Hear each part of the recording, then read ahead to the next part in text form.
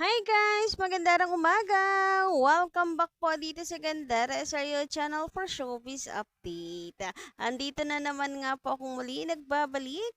Ang nagmamaganda ninyo kachismosang Kimpa. Wala na pong iba ang lokaret na si Gandara mampupulahaw sa inyo agang-aga dahil hindi nga tayo nakapag-update kagabi kaya ngayon na lang po tayo babawi. So eto na nga, this morning andito na naman po ako upang magatid sa inyo ng latest update and fresh happenings patungkol kina Kim Chu and Paula Avellino. And para nga sa umaga nga pala, umagang ito ang tatalakayin nga natin at pag-uusapan ay patungkol nga po dito kay Kim Chu. Ayan, at napaka-sweet naman talaga, alam nyo, napakaswerte ni Paolo kay Kim.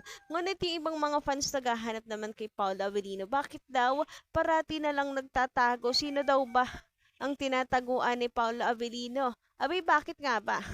So, pag-usapan natin po yan at alamin, no? Pero bago po ang lahat ng iyan, sa mga hindi pa po nakaka-subscribe sa ating channel, paki-click lang po tayo ng ating subscribe button at notification bell na nandiyan sa baba para magi updated po kayo at ma-notify tuwing may bago po tayong chika at balita hinggil po sa Kim Pao. Basta mga balita na may kinalaman po kina Kim Chu and Paula Avellino, sagot na natin yan. And this morning, pag-usapan natin nga ito pong post ni Kimi, of course, mga ganaps niya sa buhay. And kasama dyan si Paula Avellino. Ay, may pag-highlight kay Paula Avellino. Dati hindi ganyan si Kim Chu. May kanya-kanya siyang post. Ay, silang post. May kanya-kanya silang dalawa. Alam niyo yun? Si Kim talaga, binabandera na. Binabandera! Binabandera na talaga niya si Paolo sa kanyang IG, sa kanyang account, pinapapasok na talaga niya sa kanyang buhay, kasama na talaga niya sa kanyang buhay si Paolo. Masasabi ko nakasama na niya si Paolo sa kanyang buhay. Kumbaga before, 'di ba, may kanya-kanya silang post. Ah, kasi si Kimi naka-highlight doon yung ganaps niya. So, parang ano talaga, siya lang yun. All about her. Pero ngayon, kasama na si Paolo Avellino sa mga post. Ibig sabihin, kasama na talaga si Paolo Avellino sa kanyang buhay. Hoy, grabehan nga yun. And ano nga ba, may pag-highlight na may pagpo-post na ganyan. Before talaga walang ganyan.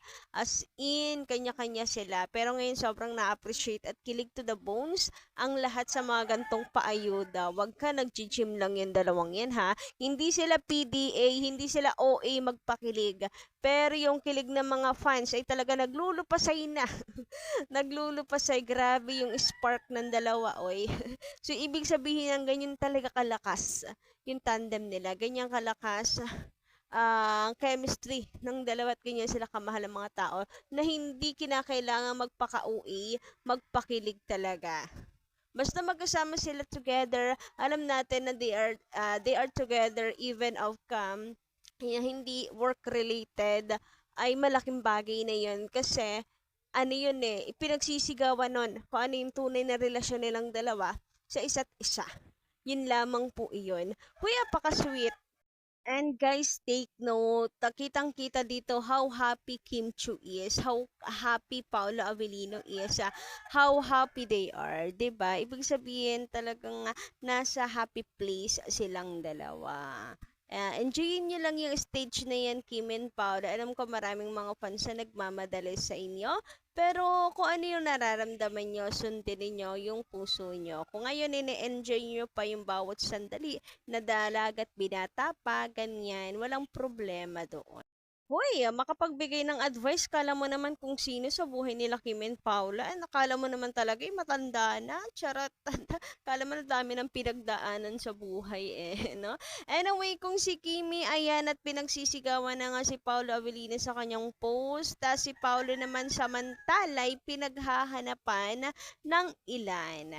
So, eto nga po ha, magbasa tayo. Bakit daw kasi nagtatago si Paula? Ano daw ba ang kinatataguan ni Paolo Avellino, bakit siya nagtatago, etc. So, eto sabi dito, Miss Gandara, ask ko lang, bakit ba kailangan magtago ni Paolo?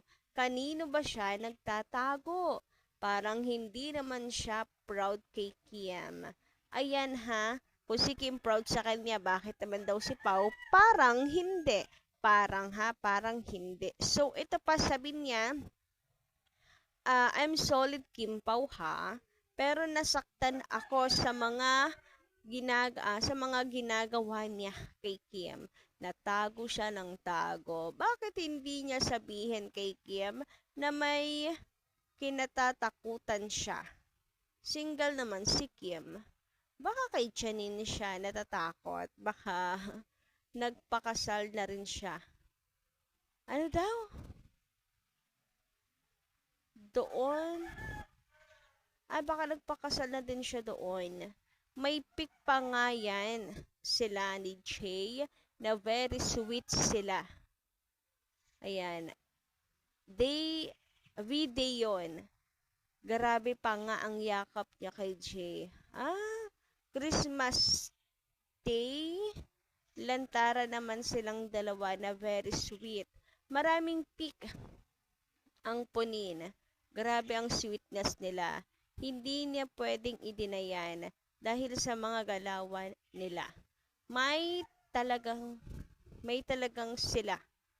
Ganon din naman siya kay Kim Bakit nagtatago? Siyempre, bilang babae din, masakit sa amin na yung ginagawa ni Pao kay Kim. Hindi lang naman puro okay na lang tayo kay Paolo. Fans nila tayo. Kailangan natin mag-comment kung nais. Kahit mali na ang mga mata natin, kawawa naman si Kim. So, ayan. Alam niyo po kasi, about sa mga pictures, alam niyo na nagigets ko yung sinasabi niyong bakit parang hindi siya proud kay Kimi? Kasi dahil hindi pa sila umaamin. Pero yung tungkol kay Jay, nadawit na naman dito si Jay. Tagal na nga natin hindi siya pinag-uusapan, and as long as possible, gusto kong i-isolate yung topic na yan because wala nang kinalaman si Jay sa Kim Pao as long as nag-amin at nag-out na sila ni Echo. Diba? Doon pa lang, labas na ang Kim Pao, labas na si Kim, labas na si Paolo doon. She's happy now with Echo. So, nilulubayan at dapat lubayan naman talaga si Jaina. Kasi wala rin naman tayo naririnig from her, just sa mga fans lang niya. Ngayon, about sa mga pictures, sabi niyo parang baka kinasal na siya kay Pao. Si Jay, kasal na yung dalawa. May mga sweet photos, videos, etc. Nakikita silang dalawa daw together. Alam niyo po, dati yung deepfake, dati deepfake kayang manipulahin tayo. Pero mas malala ngayon, yung AI, mukhang totoo.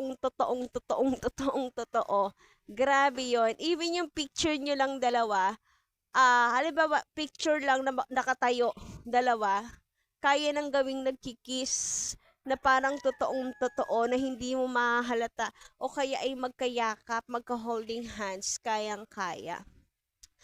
Usong-uso na ang AI, and ito yung kinakatakot ko na yung mga kabataan kaya yung i-detect. Pero yung mga matatanda na madaling maniwala, talagang paniniwalaan si AI. I mean, marami ng mga fake ngayon. Hindi na lahat po na nakikita natin ay totoo. Ayan po ha. One tips para masigurado nating AI is masyadong detalyado, parang wala ka makitang mintis. Tapos masyadong over-detailed, kumbaga.